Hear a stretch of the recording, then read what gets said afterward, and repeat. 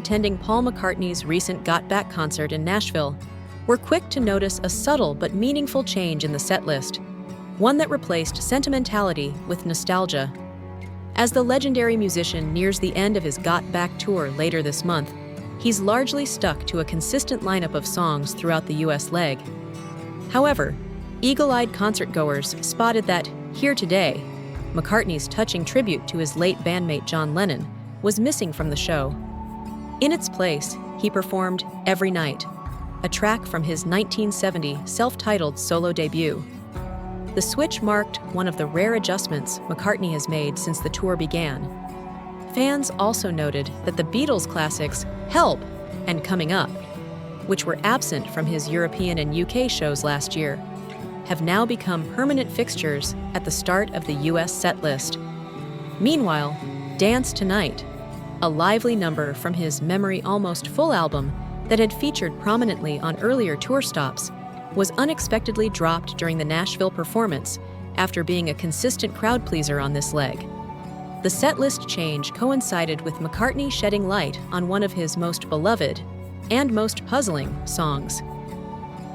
Addressing fan curiosity, he admitted that there was no meaning behind its lyrics.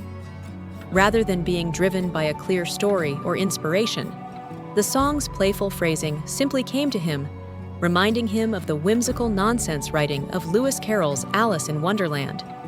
Speaking about the surreal imagery of Uncle Albert, Admiral Halsey, McCartney explained that the song's oddball references, like butter pies and Hands Across the Sky, were born out of his fascination with surrealism. When a fan pressed him about the peculiar butter pie line and whether it held any hidden symbolism, McCartney laughed off the idea. "There's no meaning behind it," he clarified. "I've always loved surrealist art and surrealist words. Lewis Carroll's Alice in Wonderland is the perfect example. You've got a grinning cat in a tree, a girl falling down a hole, and a talking queen. It's all wonderfully absurd." McCartney added that his fondness for this kind of imaginative chaos was something he had shared deeply with John Lennon. "When I met John, I realized he loved it too," he said. "That became one of the things that bonded us, that shared love of the surreal and the strange.